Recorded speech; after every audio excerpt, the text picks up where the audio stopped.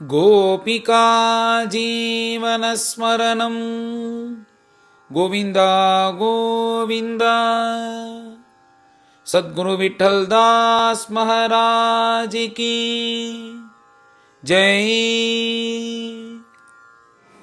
பிரம்மனிஷ்டால் ஜம்பூத்வீபத்தை வர்ணிச்சுன்னு வரார்.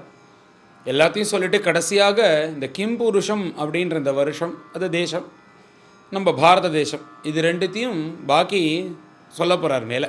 இந்த 18வது அத்தியாயத்தில் மற்ற அந்த வருஷங்கள் எல்லாத்தையும் சொல்லிவிட்டு இந்த 19வது அத்தியாயத்தில் இந்த கிம்புருஷம் அப்படின்ற இந்த தேசத்து வாசிகள் என்ன பண்ணுறா, அவள் யாரை பஜிக்கிறா அப்படின்னு பிரம்மனிஷ்டால் மேலே சொல்ல ஆரம்பிக்கிறார். இந்த கிம்புருஷத்தில் யார் முக்கியமானவர்கள், யார் இருக்கா அப்படின்னா, இந்த கிம்புருஷத்தில் தான் ஹனுமார் இருக்காராம். இந்த ஹனுமார் அங்கே இருக்கிற பக்தாலோடையும் சேர்ந்துண்டு, தேவர்களோடும் கந்தர்வலோடும் சேர்ந்துண்டு, இந்த கிம்புருஷம் ஆகிற இந்த வருஷத்தில் இருந்துட்டு ராமபிரானை குறித்து அவள் சொல்லக்கூடிய அந்த பாகவதால் சொல்லக்கூடிய அந்த குணங்கள்லாம் கேட்டு மகிழ்ந்து போகிறாராம் ஹனுமார். இந்த கிம்புருஷம் அப்படின்ற இந்த வருஷத்தில், இந்த தேசத்தில் எல்லோரும் ராமபக்தர்களாம், ராமரை ஆசிரியிச்சு இருப்பவர்கள் தான் ஜாஸ்தியாக அந்த அந்த பிராந்தத்தில். அந்த சமயத்தில் ஹனுமார் என்ன சொல்கிறாரோ, ஹனுமார் எப்படி ராமபக்தி பண்ணணும்னு சொல்கிறாரோ, அப்படி ஹனுமாரை ஆசிரியிச்சு இருக்கக்கூடிய பக்தர்கள், அப்படியே ஹனுமார் யாராவது பகவத்குணம் சொன்னால் ராமகுணம் சொன்னால் கேட்டுருப்பார். யாரும் சொல்கிறதுக்கு இல்லைன்னா அந்த ராமகுணத்தை ஹனுமாரே பிரவச்சனம் பண்ணுவாராம். பிரவச்சனம் பண்ணுறதும் அங்கே இல்லாமல் பாகவதால் மாதிரி ராமகுணங்கள்லாம் ஹனுமார் பாடுவாராம். இந்த ஹனுமார் பாடுறார் அப்படின்னு எனக்கு தெரிஞ்சு வேறு எங்கேயும் வந்திருக்கான்னு தெரியல. துளசிதாசருடைய சரித்திரத்தில் வந்திருக்கு. வால்மீகி ராமாயணத்திலே ஹனுமார் பாடினாரா இருக்கான்னு கண்டிப்பாக தெரியல, நாங்கள் பார்த்த வரலையும். ஆனால் இந்த பாகவதத்தில் பிரம்மனிஷ்டால் சொல்கிறாராம், ராமகுணங்களை பிரவச்சனம் பண்ணும் வாயில் ஹனுமார் பாடிண்டே பிரவச்சனம் பண்ணுறார் அப்படின்னு சொல்லிட்டு, இந்த கிம்புருஷத்தில் இருக்கிறவர்கள்லாம் பரம பாக்கியசாலிகள், ராமரை வழிபடுறார்கள்.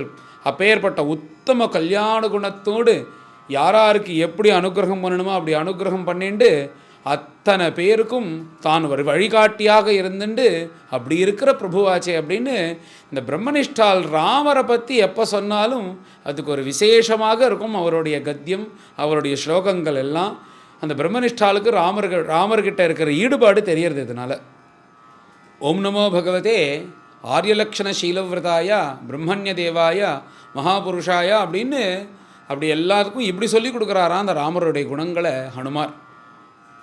எந்த பிரபு உத்தம ஸ்லோகனோ, உத்தம ஸ்லோகன்னா யாருடைய கதையை கேட்டால் அவனுக்கு சர்வ பாபங்களும் நீங்குமோ, எந்த பிரபு பிரம்மண்ய தேவனோ, பிராமணர்களோ பிரம்மஜானிகளோ பார்த்தா அவர்களை சேவிக்கக்கூடியவனோ, மகாபுருஷனா எந்த பிரபு இருக்கானோ, இப்படி ராஜாதிராஜனா எந்த பிரபு இருக்கானோ அப்பேற்பட்ட பிரபுவுக்கு நமஸ்காரம் அப்படின்ற ஒரு ரிக்கு இது சொல்லி கொடுக்குறாராம் அந்த கிம்புருஷர்களில் இருக்கக்கூடிய அந்த தேசத்தில் இருக்கிற ஜனங்களுக்கு ஹனுமார்.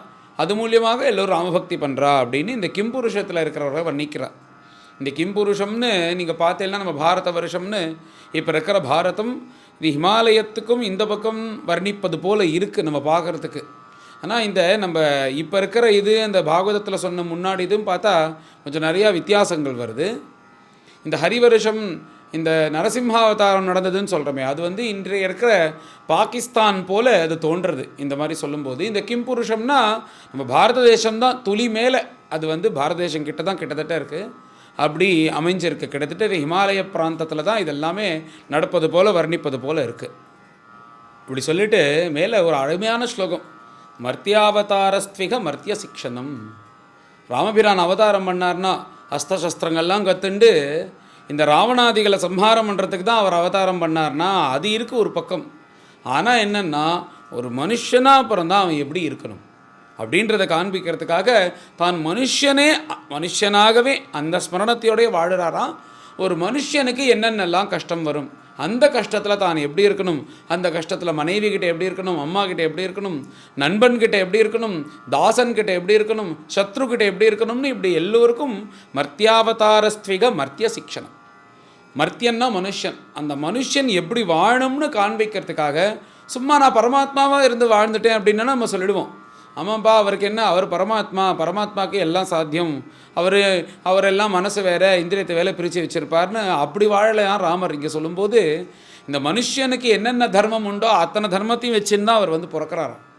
அப்படி இருந்து எப்படி இருக்கணும் ஒரு மனிதன்னு உலகத்தை காண்பிக்கிறதுக்காக வந்த உத்தம பிரபு. அவர் பார்த்தா ஏதோ சீதைக்காக அழுந்தார், அப்புறம் அந்த சமயத்தில் இருந்தார்னு தோணும். ஆனால் அவருடைய மனசு என்னென்னா, இந்த மாதிரி கஷ்டங்கள் வரும்போது கூட அவர் எதை காண்பிச்சார்னா தன் தர்மத்தை மாத்திரம் மீறக்கூடாது. ஏன்னா லக்ஷ்மண சுவாமி தான் ரொம்ப வருத்தப்படுறார் பின்னாடி. இந்த மாயா சீதையை வதம் பண்ண உடனே அந்த யுத்தம் போது தர்மம் தர்மம் தர்மம்னு இத்தனை வருஷமாக இருந்தேலேன்னா இதனால் என்ன பிரயோஜனம் சொல்லுங்க. நீங்கள் தர்மம் தர்மம்னு இருந்தேல் காட்டுக்கு கஷ்டப்படுறேன், தர்மம் தர்மம்னு இருந்தேல் உங்கள் மனைவியும் இன்னொருத்த அபகரிச்சன் போயிட்டான், தர்மம் தர்மம்னு இருக்கேன், இப்போ சீதையும் காலமாயிட்டா, இந்த தர்மம் உங்களை என்ன காப்பாற்றினதுன்னு லக்ஷ்மண சுவாமியை கேள்வி கேட்குறார். அப்படி இருக்கும்போது அப்பா அப்படி நம்ம கேட்கக்கூடாதுரா, இந்த தர்மம் தாண்டா காப்பாற்றும் அப்படின்னு ராமர் சமாதானம் படுத்தி அழகாக பதில் சொல்கிறார். இப்படி தான் ஒரு மனுஷன் இருக்கணும்னு காண்பிக்கிறார். பார்த்தா அது மாயா சீத்தை தான் வதமானா, உண்மையான சீத்தை உயிரோடு இருக்கான்னு தெரிஞ்சுது. அப்புறம் லக்ஷ்மண சுவாமி ராமர்கிட்ட மன்னிப்பு கேட்குறாராம். அதுக்கப்புறம் தான் கிளம்பி போகிறது இந்திரஜித்து சம்ஹாரம் நடக்கிறதெல்லாம் ராமாயண கதை. அந்த மாதிரி எந்த கஷ்டம் வந்தாலும் தர்மத்தில் இருக்கணும்னு காண்பித்த பிரபு ராமச்சந்திரமூர்த்தியா. அது மனுஷனாக இருந்து இப்படி தான் இருக்கணும்னு காண்பித்த மூர்த்தி அப்படின்னு அழகான 2-3 ஸ்லோகங்களில் இங்கே பிரம்மனிஷ்டால் வர்ணிக்கிறார். கடைசியாக ஹனுமார் சொல்கிறாராம், இப்போ ஏற்பட்ட ராமச்சந்திர பிரபுவனுடைய கிருபை வேணும்னா நீ ரொம்ப அழகாக இருக்கணும், அறிவாளியாக இருக்கணும், நல்ல குடும்பத்தில் பிறக்கணும், இல்லை நாகரிகமாவது இருக்கணும், இப்படி கெட்டிக்காரனாக இருக்கணும்னு எதுவும் தேவையில்லைப்பா. ஏன்னா வானரர்கள் நாங்கள், எங்களுக்கு எந்த நாகரிகமும் தெரியாது, எதுவும் தெரியாது எங்களுக்கு. ஆனால் இந்த உலகத்திலேயே அவருக்கு ஆசையாக உள்ளவர் யார்கள் அப்படின்னு போய் கேட்டால் வானரர்கள் தான் ரொம்ப பிடிக்கும் அப்படின்னு ராமர் சொல்லுவார். அப்படி எங்கள் மேலே அவருக்கு ஆசை. இதில் என்ன ஆச்சரியம்னா, ராமரை மாத்திரம் இந்த மாதிரி தான் எல்லோரும் கொண்டாடுவான். யாரை போய் கேட்டாலும் அவருக்கு என்ன தான் ரொம்ப பிடிக்கும், அவருக்கு எங்களை தான் ரொம்ப பிடிக்கும் அப்படின்னு சொல்கிற மாதிரி தன்னை வச்சுட்டாராம். எப்படி அது சாத்தியம் பாருங்க. உலகத்தில் சாத்தியமே கிடையாது. ஒருத்தனுக்கு பிடிக்கிற மாதிரி வாழ்ந்தோன்னா இன்னொருத்தன் திட்டு தான் திட்டுவான். இப்படி இருந்தாலும் தன்கிட்ட இருக்கிறவ அத்தனை பேருக்கிட்டையும் இப்படியா ராமருக்கு என் மேலே ரொம்ப பிரியம் ஜாஸ்தி, என் பிரபுக்கு என் மேலே தான் அவருக்கு ரொம்ப ஆசை அப்படின்னு ஒவ்வொருத்தரும் சொல்லுவது போல் ராமர் வாழ்ந்தார். அதான் அவருடைய உத்தம குணம், கல்யாண குணம். அதனால் அப்பேற்பட்ட ராமச்சந்திர பிரபுவை போய் நீ சந்தோஷப்படுத்தணும்னா இத்தனை அவன் நவநாகரிகமாக இருந்தால் தான் அவன் அனுகிரகம் பண்ணுவான். இல்லை, வானரர்களாக இருக்கக்கூடிய எங்களையே இப்படி அவர் ஏற்றுண்டு எங்களுக்கு அப்படி ஒரு ஆசையை கொட்டினார் எங்கள் மேலே. அதனால் அப்பேற்பட்ட மூர்த்தின்னு ஹனுமார் அந்த கிம்புருஷத்தில் இருக்கிற ஜனங்களோடு சேர்ந்துட்டு எப்படி வழிபடுறார் அப்படின்னு இந்த கிம்புருஷ வருஷத்தினுடைய கதையை சொல்லி முடிக்கிறார். அடுத்தது உத்தமமாக இருக்கக்கூடிய இந்த பாரத வருஷத்தை பற்றி ஆரம்பிக்கிறார். இந்த பாரத வருஷத்தில் இருக்கிற ஜனங்கள்லாம் நரநாராயணன்னு சுவாமியோட அவதாரம்னு சொன்னல, அவர் மூலியமாக இந்த நாராயணனை வழிபடுறவர்கள் தான் பெரியவாளும் இருப்பாள் இந்த பாரத வருஷத்தில் அப்படின்னு வர்ணிக்கிறார். இந்த பாரத வருஷத்தினுடைய பெருமையை அப்படி நாராயணன் தான் எல்லோரும் பதிச்சுட்டு இருந்தாலும் அந்த காலத்தில் அப்படி எல்லோரும் இருக்கா. இப்பயும் பெரும்பாலும் அப்படி தான் நிறையா பேர் இருக்கா. நாராயண பஜிச்சுட்டு இருக்கிறவர்கள் நிறைய பேர் இருக்கா. அதுக்கு மேலே ஆச்சரியமான ஒரு விஷயத்த சொல்கிறார். என்னென்னா, இந்த பாரத வருஷத்தில் இருக்கிற ஜனங்களுக்கு எல்லோருக்கும் நாரதர் குருவாக விலகுகிறார் அப்படின்னு சொல்கிறான். என்ன ஆச்சரியம் பாருங்கள், உண்மை தானே. நாரதர் மாத்திரம் இல்லைன்னா நம்மளுக்கு ஏது இந்த கிரந்தங்கள்லாம். உலகத்துக்கே அபயம் கொடுக்கக்கூடிய ஸ்ரீமத் வால்மீகி ராமாயணமும் நாரதர் மூலியமாக தான் வந்தது. நாமெல்லாம் இப்போ பாராயணம் பண்ணிட்டு சந்தோஷமாக எவ்வளோ ஆனந்தமாக படிச்சுட்டு இருக்கோம். இந்த பாகவதமும் நாரதர் மூலியமாக தான் வந்தது. இது மாத்திரம் இல்லாமல் எத்தனையோ விஷயங்கள் நாரத பக்தி சூத்திரம்ன்றா அதுன்றா, பிரகலாதன் வரத்துக்கு நாரதர் காரணமாக இருந்திருக்கார், துருவன் வரத்துக்கு நாரதர் காரணமாக இருந்திருக்கார். இந்த மாதிரி எத்தனையோ மகான்களை உண்டாக்குறதுக்கு, நிறைய கிரந்தங்கள் உண்டாகிறதுக்கு, பக்தி உலகத்தில் தெரியறதுக்கு, பாகவத தர்மம் தெரியறதுக்கு நாரதர் தான் முக்கியமாக இருந்திருக்கார். அப்பேற்பட்ட நாரதர் தான் இவர்களுக்கு குரு அப்படின்றது போல பிரம்மனிஷ்டால் வர்ணிக்கிறார். இந்த பாரத தேசம்தான் உயர்ந்தது அப்படின்றது போல் அபிப்பிராயப்படுறார் பிரம்மனிஷ்டால். ஏன்னா பகவான்னு ஒருத்தன் இருக்கான், அவனை போய் அடையறதுக்கு காண்பிக்கக்கூடிய மார்க்கம் இந்த பாரத தேசத்தில் தான் இருக்குது. கர்மபூமி இந்த பாரத தேசம்தான். நீ யாக யஜ்யம் பண்ணணுமோ இல்லை லோகக்ஷேமார்த்தம் ஏதாவது பெரிய பெரிய காரியங்கள் பண்ணணும்னு நினச்சேன்னா இந்த பாரத தேசத்துக்கு தான் வரணும். இதுதான் கர்மபூமி, அப்பேற்பட்ட உயர்ந்த பூமி. இதில் இப்படி வாழ்ந்துட்டு யாக யஜ்யங்கள்லாம் பண்ணிட்டு தன் குடும்பம்னு இப்படி இதுலேயே வாழ்ந்துட்டு வாழ்ந்துட்டே இருந்ததுனால ஒரு பிரயோஜனமும் கிடையாது. திரும்ப திரும்ப பிறந்துட்டுருப்ப.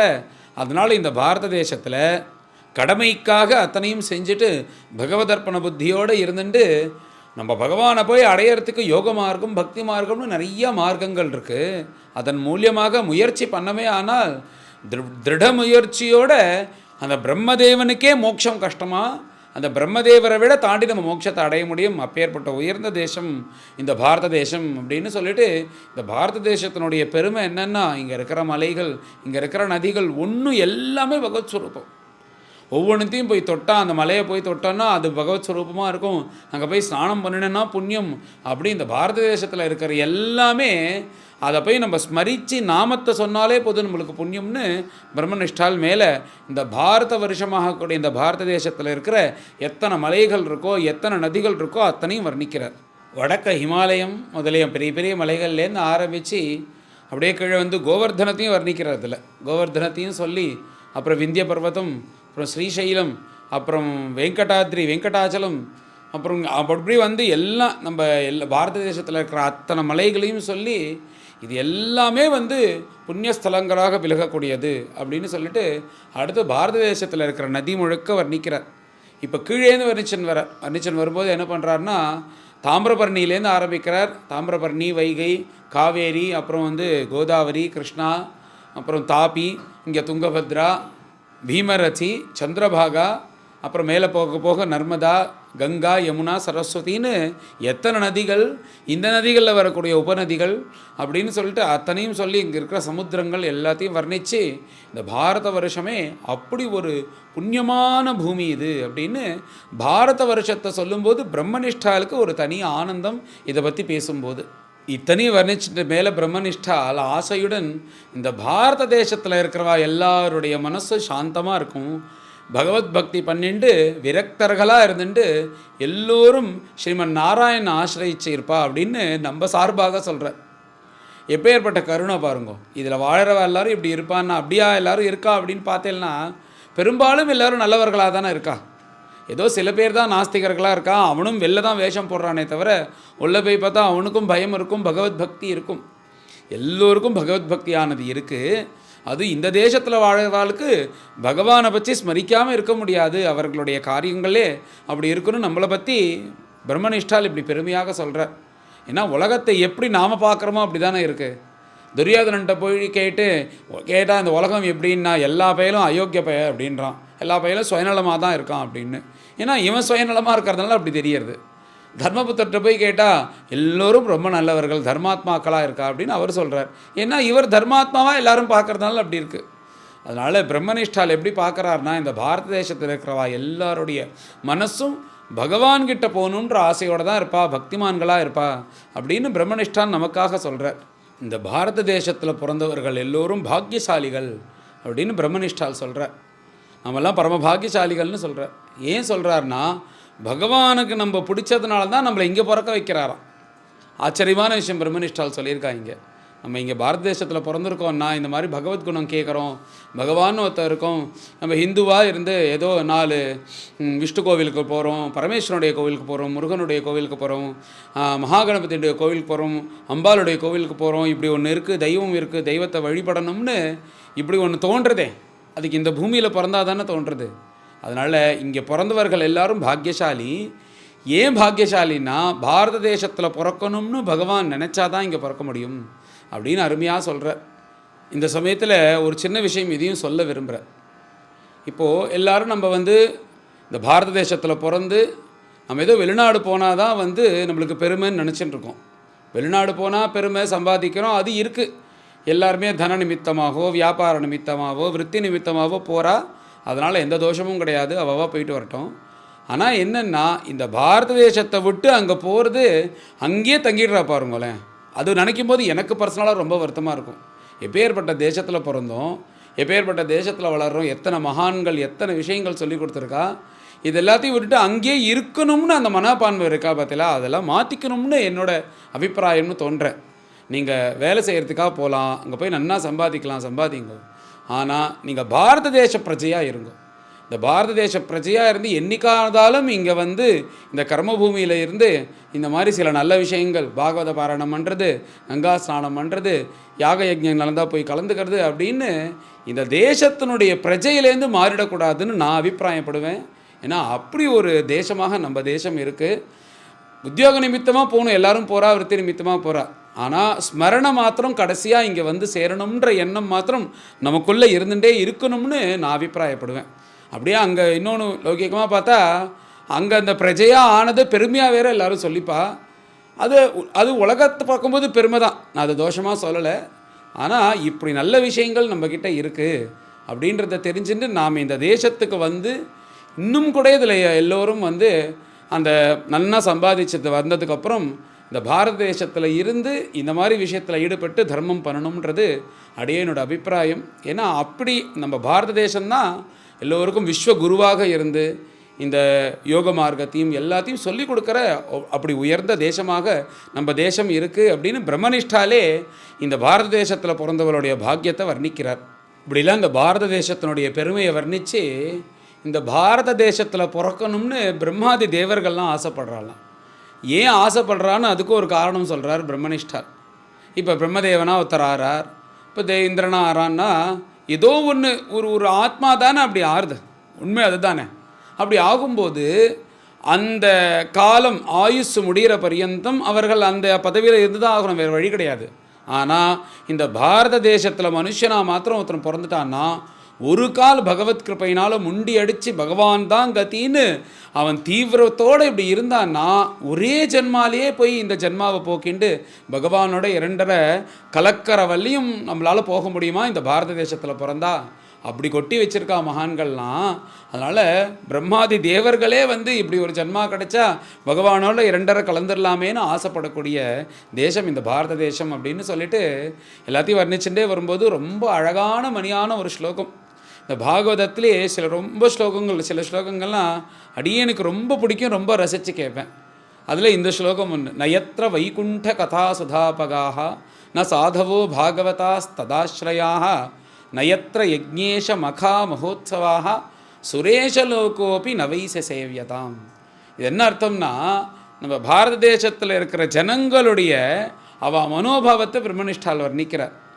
இவா எப்படி இருப்பான்னா, நயத்ர வைகுண்ட கதா சுதாபகாக பகவத்குணம் பாகவதால், பகவத்குணம் சொல்லக்கூடிய பாகவதாலோ பகவத் பஜனை பண்ணக்கூடிய பாகவதால் வந்து எந்த இடத்துல இல்லையோ, நயத்ர வைகுண்ட கதா சுதாபகாக ந சாதவா, யார் சாஸ்திரோக்தமாக இருந்து கொண்டு யாக யஜ்யங்கள்லாம் அனுஷ்டானம் பண்ணி கொண்டு பகவதர்ப்பண புத்தியோட சமதமத்தோட யார் இல்லையோ, எந்த இடத்துல இல்லையோ, நசாதவா பாகவதாஸ் ததாஸ்ரயாக, பரம பாகவதோத்தமர்கள் பக்தி மார்க்கத்தில் இருக்கக்கூடிய பாகவதோத்தமர்கள் ததாஸ்ரயாக, அவரை ஆசிரயித்து கொண்டு எத்தனையோ பேர்கள் மகான்கள் இருக்காளே. நயத்ர யஜ்ஞேஷ மகா மகோத்சவா, எந்த இடத்துல இந்த யாகங்களோ மற்ற இந்த ராமநவமி உற்சவம், கோகுலாஷ்டமி உற்சவம், அப்புறம் அந்தந்த நடக்கிற மார்கழி உற்சவம் இவைகள்லாம் இருக்குமானோ, எத்திர யஜ்ஞேஷ மகா மகோத்சவா, யாக யஜ்யங்கள்லாம் எங்கே இல்லையோ, இப்படி எந்த இடத்துல இந்த தர்மங்கள்லாம் இல்லையோ இந்த ஜனங்கள் என்ன பண்ணுவான்னா அது ஸ்வர்க்கத்துக்கு துல்லியமாக இருக்கக்கூடிய சௌக்கியத்தை கொடுத்தாலும் இவர்கள் அதை விரும்ப மாட்டா. சுரேஷலோகோபி நவைச சேவியதாம், இந்த பாரத வருஷத்தில் இருக்கிறவாளுக்கு இப்படி ஒரு சௌக்கியத்தை கொடுத்தா கூட, சொர்க்கமாக இருக்கிற உனக்கு சௌக்கியத்தை கொடுக்குறேன், இதெல்லாம் உனக்கு கிடையாதுன்னா எங்களுக்கு வேண்டாம்ன்றுவாளாம். அவளால் அங்கே இருக்க முடியாது. அப்படி இருக்குமா அவள் மனசு? இங்கே முன்ன பின்ன சுகம் இருந்தாலும் சரி, வெயில் அடித்தாலும் சரி, மழை பெஞ்சாலும் சரி, அந்த இடத்துல 4 பேர் பாகவதால் அஷ்டபதி பாடிட்டு இருந்தான்னா அங்கே உட்காந்துருவா. யாராவது ராமாயணம் சொல்லிட்டு இருந்தான்னா அங்கே உட்காந்துருவா. யாராவது பாராயணம் பண்ணிருந்தானா உட்காந்து பாராயணம் பண்ணுவா. யாராவது வேதம் சொல்லிட்டு இருந்தான்னா அங்கே உட்காந்து கேட்டுருப்பா. கஷ்டமாக இருந்தாலும் பரவாயில்லன்னு யாகசாலையில் உட்காந்துட்டு அந்த புழுக்கத்தில் உட்காந்துருப்பாளே தவிர ஏசியில் போய் உட்காருன்னா இவாளுக்கு தோணாது அப்படின்னு. சுரேஷ லோகமாக இருந்தாலும், இந்த சொர்க்கலோகமாக இருந்தாலும் சரி, அந்த இடத்துல இவைகள் இல்லைன்னா இந்த பாரத வருஷத்தில் பிறந்த இந்த ஜனங்கள் யாருக்கும் அந்த இடம் பிடிக்காது அப்படின்னு பிரம்மனிஷ்டால் அவருடைய அபிப்பிராயத்தை சொல்கிறார். அடியேனுக்கு இந்த ஸ்லோகம் ரொம்ப பிடிக்கும். இப்போ அந்த மதுராவில் ஜென்மஸ்தானில், இந்த நம்ம கிருஷ்ண ஜென்மஸ்தானுக்கு பக்கத்தில் ஒரு பெரிய கோவில், அந்த பிர்லா அவர் தான் கட்டியிருக்காருன்னு நினைக்கிறேன். அது என்னென்னா, அந்த பக்கத்துலேயே ஒரு மசூதி இருக்கும். இந்த அவுரங்கசீப் காலத்தில் அது ஆக்கிரமணமாகி அப்படி பார்த்தாலே வருத்தமாக இருக்கும். அது இன்றைக்கும் அது ஒன்று அது எதுக்கோ முயற்சி பண்ணி சரி பண்ணிட்டுருக்கா. அது வந்து அது ஹைட்டாக இருக்கும், அதை விட நம்ம கோபுரம் உயரமாக இருக்கணுன்றதுக்காக அவர் வந்து அது பக்கத்துலேயே ஒரு கோவில் கட்டி அப்படி பண்ணியிருக்கார். ஏன்னா கிருஷ்ணனுடைய ஜென்மஸ்தானமாச்சே அது, அப்படி கட்டியிருப்பார். அதில் அது ஜென்மஸ்தான் போகிறதுக்கு முன்னாடி இந்த ஸ்லோகம் இருக்கும். நான் போய் பார்க்கும்போது ரொம்ப சந்தோஷப்பட்டேன். இந்த மணியான ஸ்லோகத்தில் இங்கே அது ஒண்டி தனியாக வச்சுருப்பா ஒரு பெரிய போர்டில், இங்கே வச்சுருக்கா அப்படின்னு ஆச்சரியமாக இருந்தது. நம்மளாம் தரிசனம் பண்ணும்போது அங்கே பார்க்கலாம் அவசியம். இப்போ இருக்கான்னு தெரியல, நான் இதை பார்த்தேன். ஏன்னா எனக்கு ரொம்ப பிடிச்ச ஸ்லோகம் இது. அங்கே இருந்தது, அது அவள் வச்சுருந்தா, அதுவும் ஞாபகம் வந்தது, அதை சொன்னேன். இந்த மாதிரி அருமையான ஸ்லோகம், பிரம்மனிஷ்டால் இப்படி இருப்பா இந்த ஜனங்கள் அப்படின்னு இந்த பாரத வருஷத்தில் இருக்கிற ஜனங்களை வர்ணிக்கிறார்.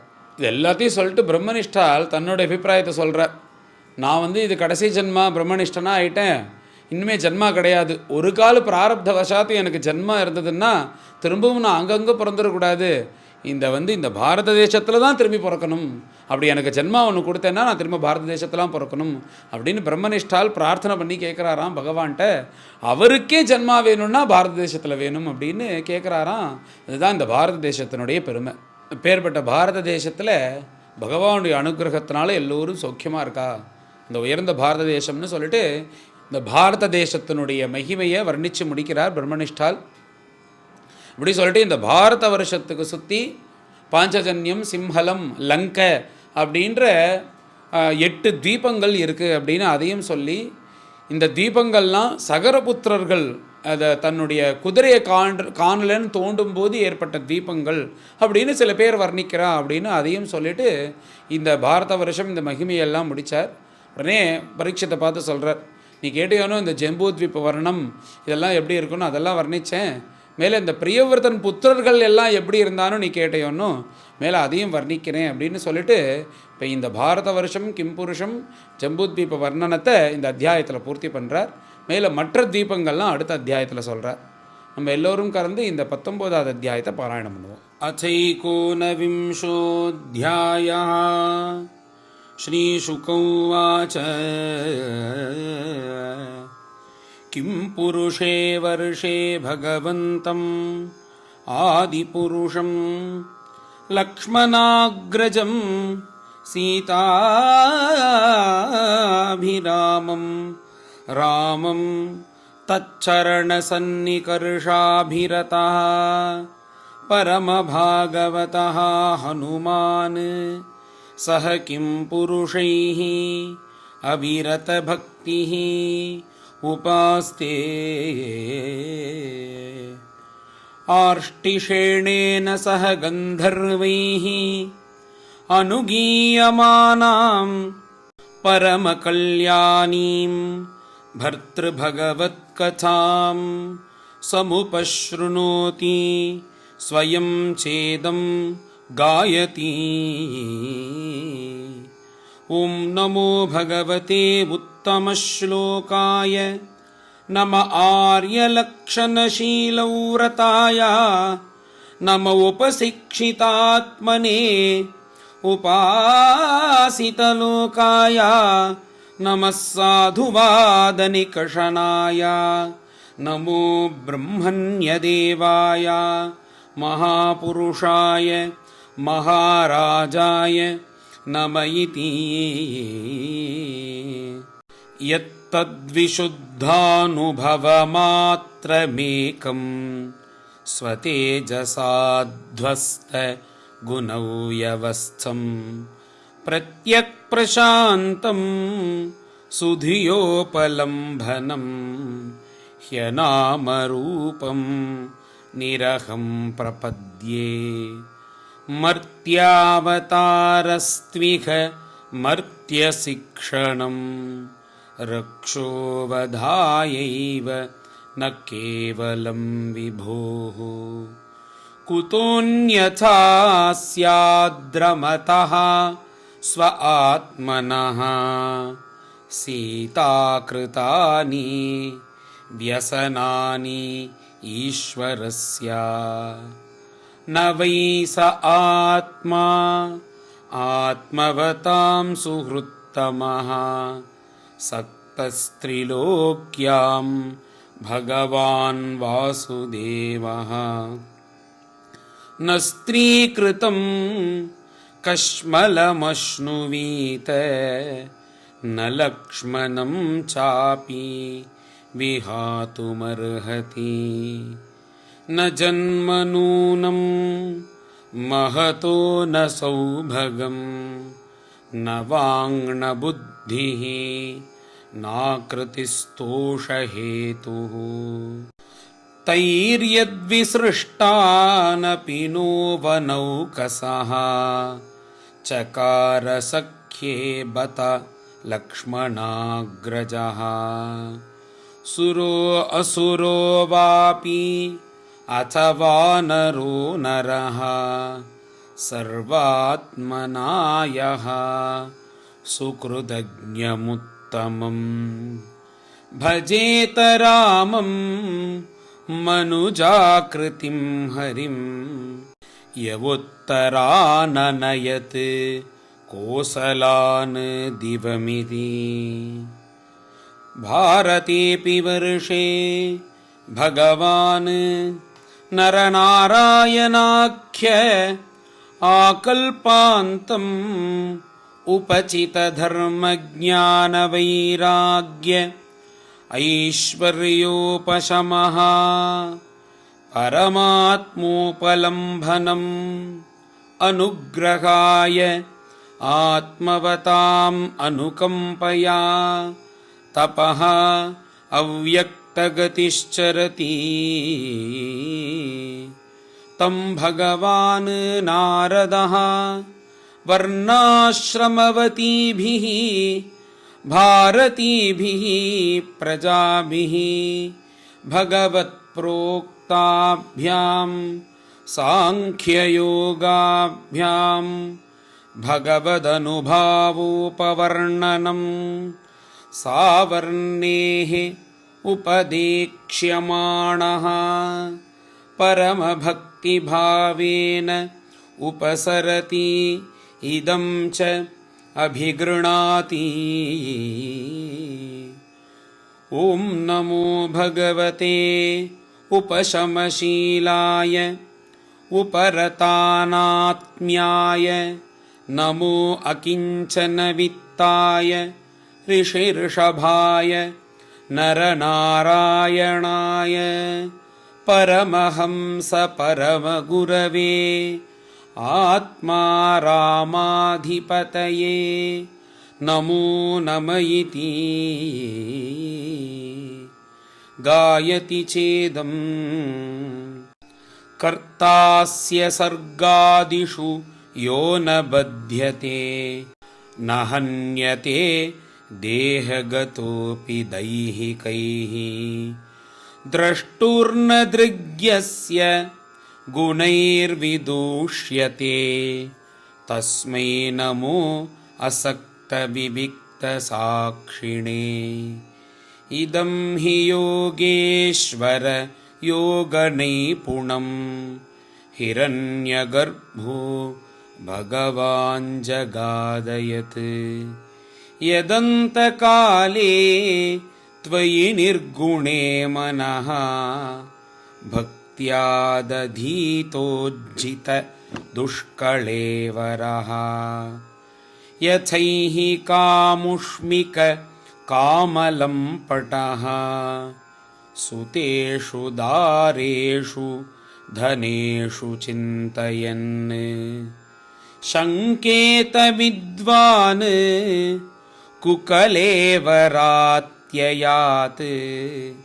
यस्तस्य यत्नः श्रम एव केवलम् तन्नः प्रभो त्वं कुकलेवरार्पिताम् त्वन्माययाहं ममतामधोक्षजा भिन्द्यामयेनाशु वयं सुदुर्भिदां विधेहि योगं त्वयि न स्वभावमिति भारतेऽप्यस्मिन् वर्षे सरिच्छैलाः सन्ति बहवः मलयो मङ्गलप्रस्थः मैनाकः त्रिकूटः ऋषभः कूटकः कोल्लकः सह्यः देवगिरिः ऋष्यमूकः श्रीशैलः वेङ्कटः महेन्द्रो वारिधारः विन्ध्यः शुक्तिमान् ऋक्षगिरिः पारियात्रः द्रोणः चित्रकूटः गोवर्धनः रैवतकः ककुभः नीलः गोकामुख इन्द्रकीलः कामगिरिरिति च अन्ये च शतसहस्रशः शैलास्तेषां नितम्बप्रभवाः नदा नद्यश्च सन्ति असङ्ख्याताः एतासामपो भारत्याः प्रजाः नामभिरेव पुनन्तीनाम् आत्मना च उपस्पृशन्ति चन्द्रवसा ताम्रपर्णी अवटोदाकृतमाला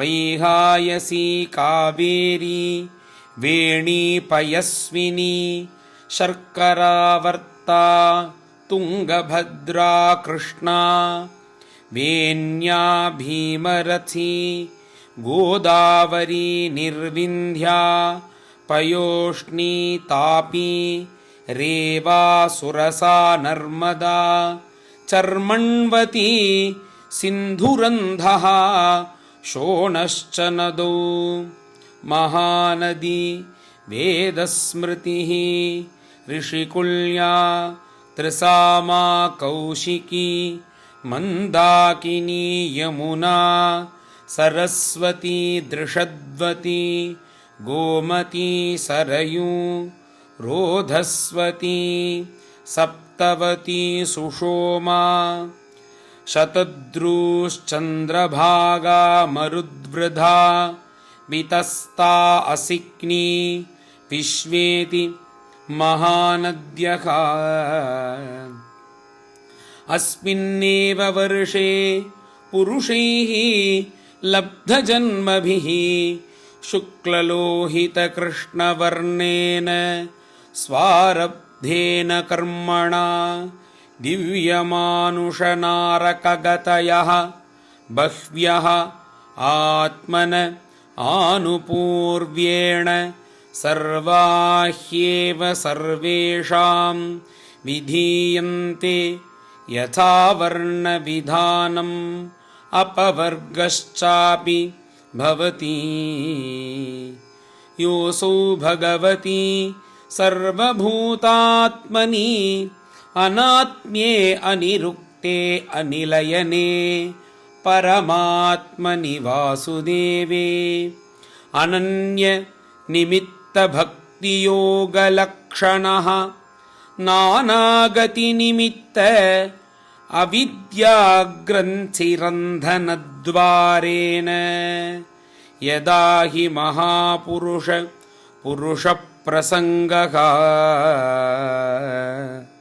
एतदेव हि देवा गायन्ति अहो अमीषां किमकारिशोभनं प्रसन्न येषां स्विदुत स्वयं हरिः यैर्जन्मलब्धं नृषु भारताजिरे मुकुन्दसेवौपैकं स्पृहाहिनः किं दुष्करैः न क्रतुभिस्तपोव्रतैः दानादिभिर्वा द्युजयेन फल्गुना न यत्र नारायण पादपङ्कज स्मृतिः प्रमृष्ट अतिशयेन्द्रियोत्सवात् कल्पायुषां स्थानजयात् पुनर्भवात्